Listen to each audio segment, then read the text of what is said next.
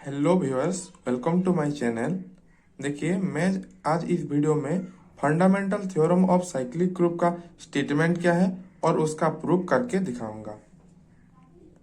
देखिए, fundamental theorem of cyclic group जानने के लिए आपको ग्रुप क्या है, साइक्लिक ग्रुप क्या है, उसके बारे में एक बेसिक आइडिया होना जरूरी है।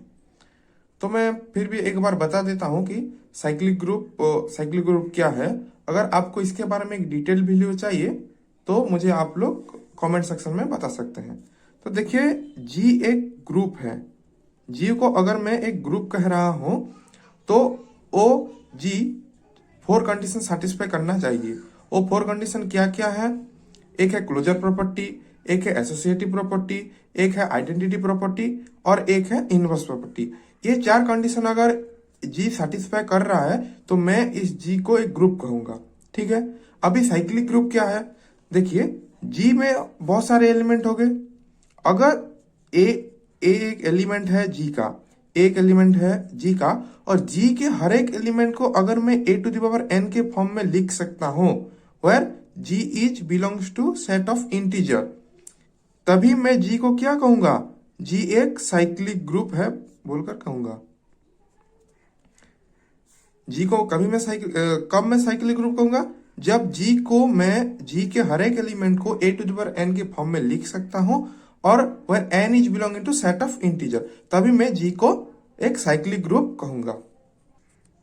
अभी मैं fundamental theorem of cyclic group का वो स्टेटमेंट क्या कहता है मैं आपको बताऊंगा।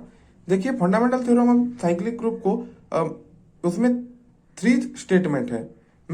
मैं क्या करूंगा, एक स्टेटमेंट लिखूंगा, उसका प्रूफ करूंगा, फिर और एक स्टेटमेंट लिखूंगा, उसका प्रूफ, ऐसे हम करेंगे। ठीक है। तो fundamental theorem of cyclic group का पहला स्टेटमेंट क्या कहता है? एवरी सब group of A cyclic group is cyclic. क्या कहता है? एवरी सब group of a cyclic group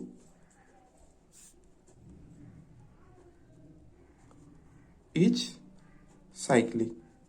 देखिए, एवरी सब group of A cyclic group is cyclic. देखिए, इसके बारे में, सब ग्रुप के बारे में आपको थोड़ा आइडिया होना जरूरी है।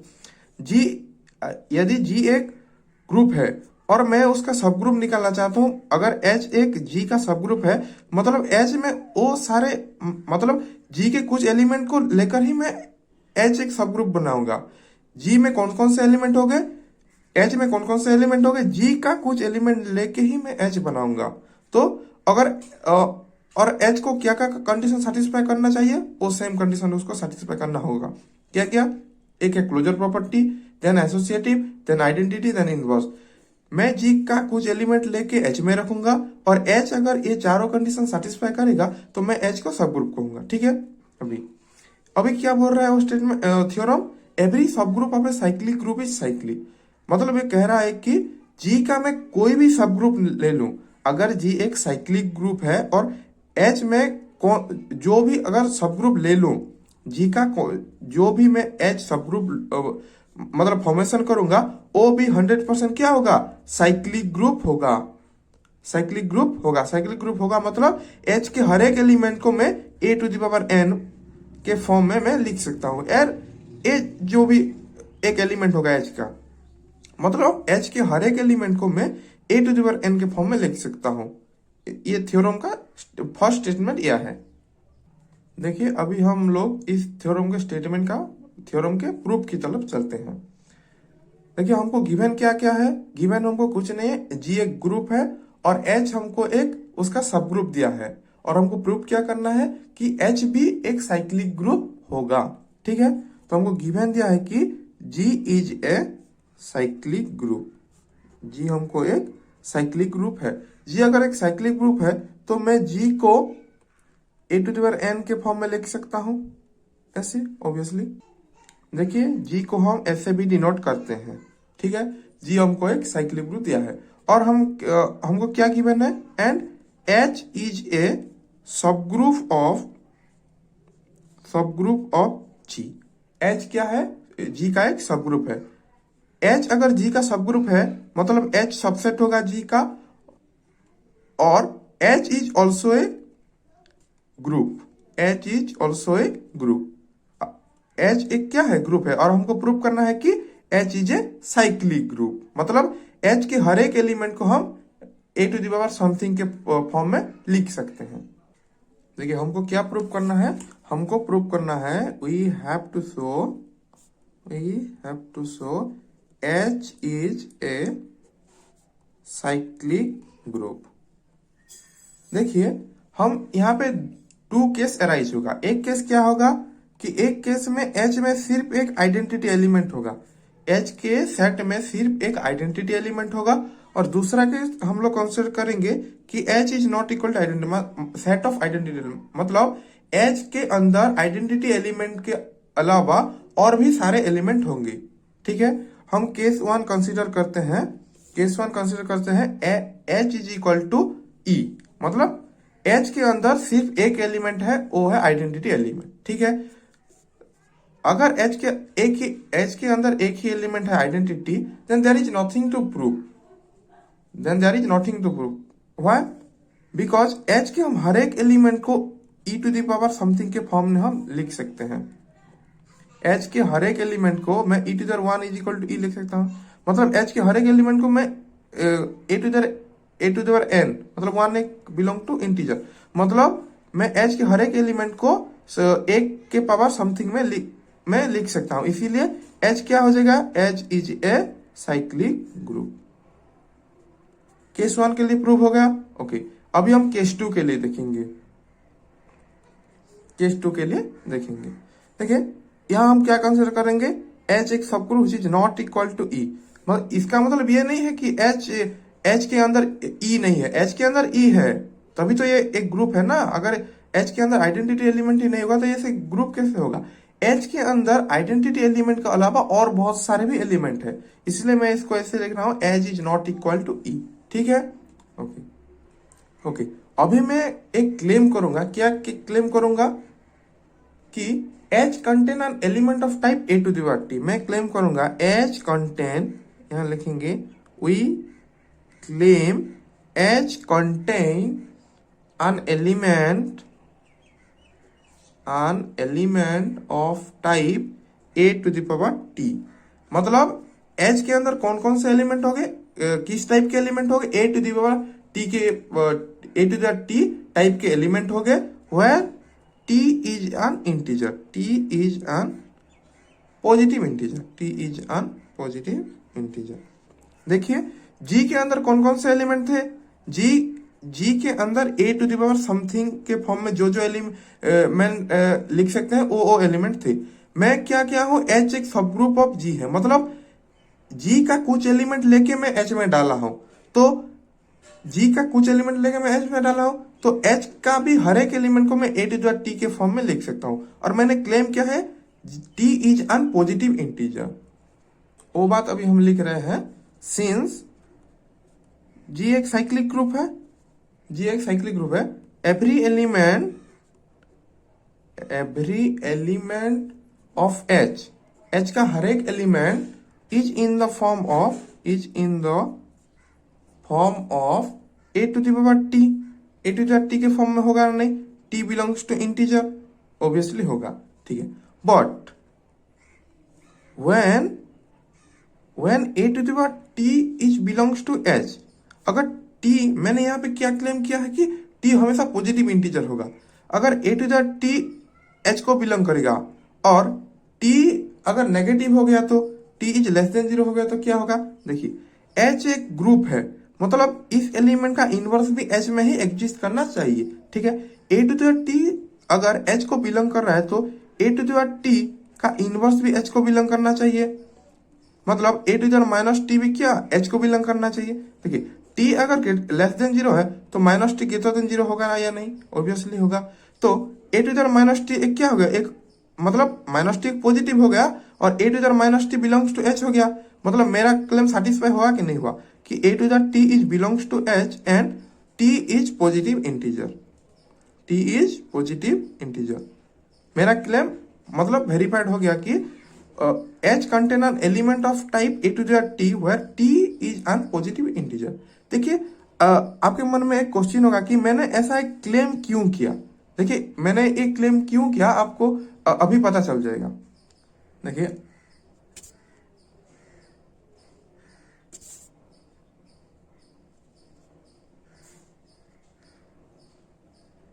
देखिए अभी मैं क्या लेट कर रहा हूं, now let m be the least positive integer such that a to the m h को बिलोंग करना चाहिए। क्या?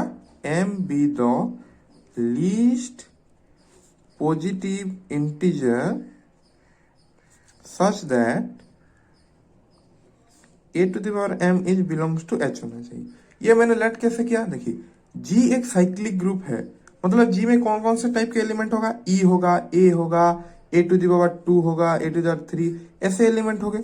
और मैंने h एक सब ग्रुप क्रिएट किया है, a के कुछ एलिमेंट लेके मैंने h एक सब ग्रुप क्रिएट किया है। मतलब यहाँ पे सपोज मैंने ले लिया ए टू द 2 e तो होगा ऑब्वियसली, ए टू द 2 ले लिया, ए टू द 4 ले लिया, ए टू द 5 ले लिया, जो भी मैंने ले लिया, ठीक है। अभी उसमें m एक लिस्ट पॉजिटिव इंटीजर, मतलब ए टू द पावर 2 एक लिस्ट पॉजिटिव इंटीजर है, जैसे कि a to the power m belongs to h हो रहा है। मैं अगर m से कोई भी छोटा पॉजिटिव इंटीजर लूंगा, सपोज मैं यहाँ पे ए टू द 1 लूंगा which is not belong to h, m यहाँ पे 2 क्या है, 2 लिस्ट पॉजिटिव इंटीजर है, जैसे कि a to the power 2 belongs to h हो रहा है। वैसे ही मैंने कंसिडर किया है कि let m be the least positive integer such that a to the m belong to h हो रहा है। मतलब m से छोटा अगर कोई पॉजिटिव इंटीजर होगा तो वो h को बिलोंग नहीं करेगा, ठीक है। देखिए मुझको प्रूव क्या करना था, मुझको प्रूव करना था कि h is a cyclic group, h को मुझको एक साइक्लिक ग्रुप प्रूव करना है। मतलब मैं h को कोई भी एलिमेंट के पावर में मैं दिखा दूंगा, तो h के हर एक एलिमेंट को कोई एक एलिमेंट के पावर में पावर के फॉर्म में दिखा दूंगा तो h मेरा एक साइक्लिक ग्रुप हो जाएगा, ठीक है।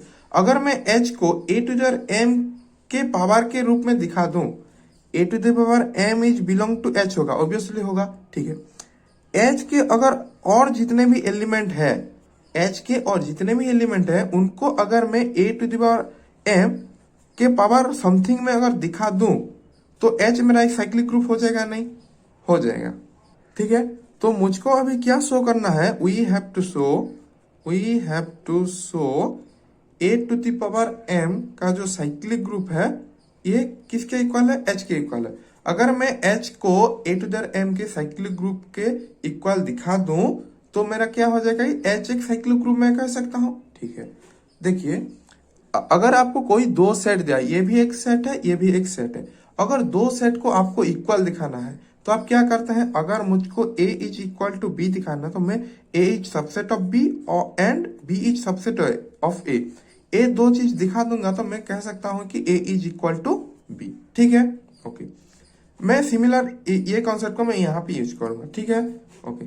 देखिए a to the power m का जो साइक्लिक ग्रुप है वो h का सबसेट होगा या नहीं होगा, ये ऑब्वियसली होगा। ये क्यों होगा, देखिए a to the power m h को बिलोंग कर रहा है, हाँ कर रहा है, a to the power m h को बिलोंग कर रहा है, और h एक क्या है, h एक ग्रुप है, मतलब ये क्या करेगा, क्लोजर प्रॉपर्टी भी सेटिस्फाई करेगा, हाँ closure property satisfy. A to the power m अगर h को बिलोंग कर रहा है तो a to the power 2m भी h को बिलोंग करेगा, ए टू द पावर 3m भी h को बिलोंग करेगा। मतलब a to the power m का आप कौन सा ही पावर लीजिए वो h को बिलोंग करेगा, ठीक है। मतलब मैं क्या कह सकता हूँ कि a to the power m का साइक्लिक ग्रुप जो है, a to the power m के साइक्लिक ग्रुप मतलब a to the power m a to the power 2m, a to the power 3m, ऐसे एलिमेंट हो गए।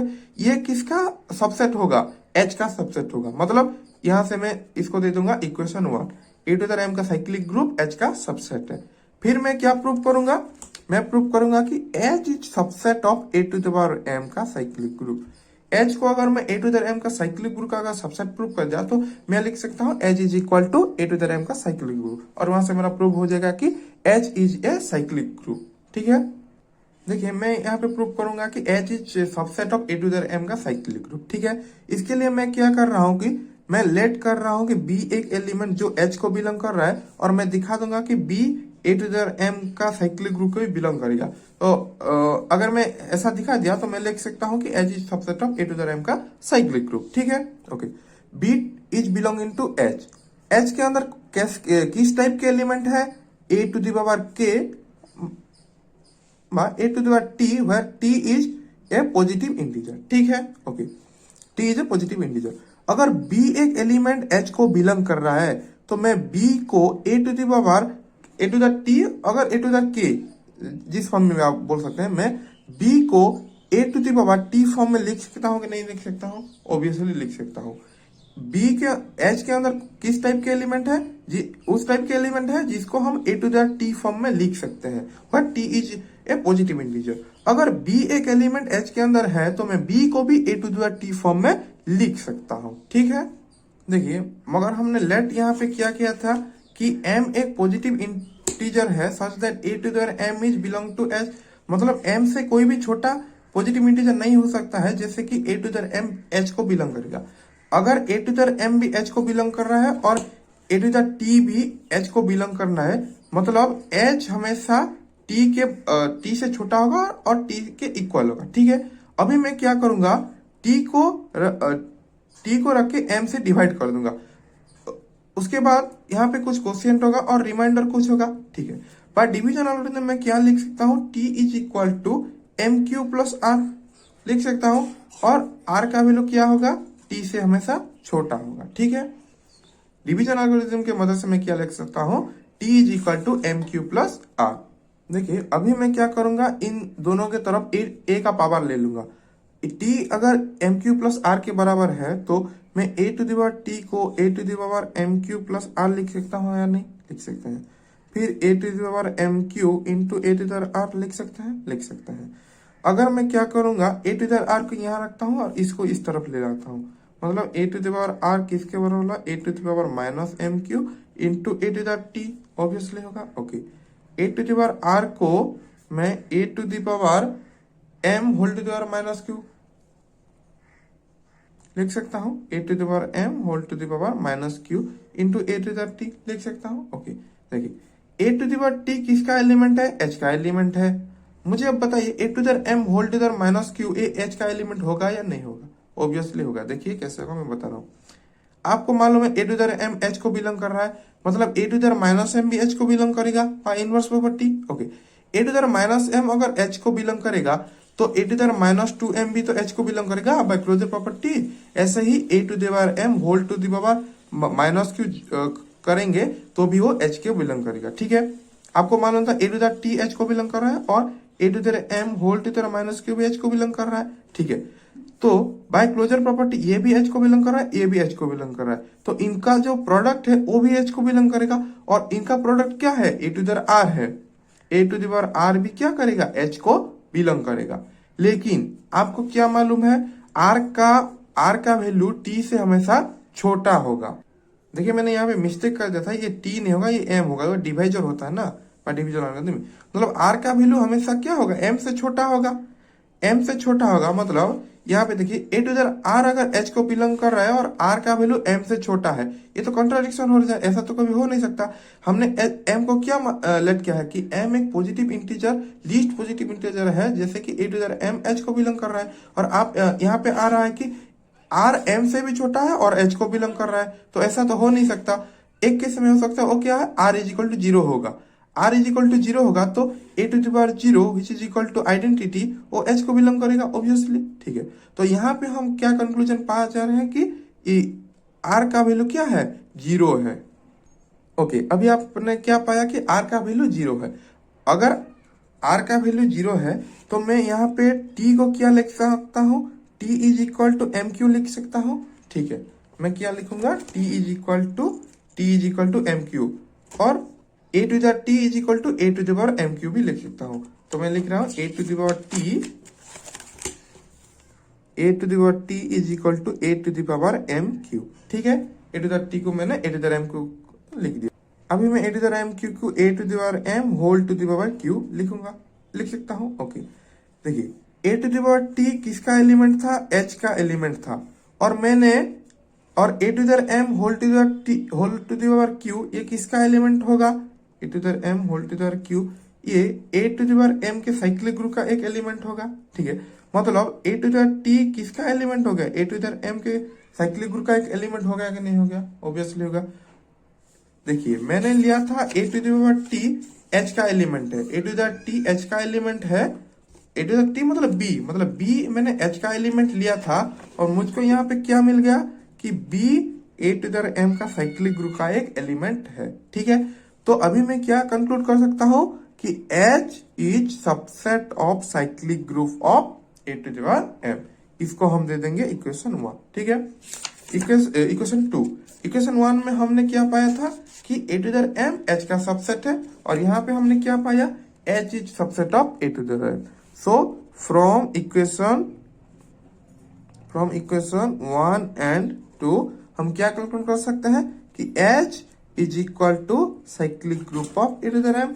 अतएव मतलब therefore H is a cyclic group. हमारा प्रूफ कंप्लीट हो गया।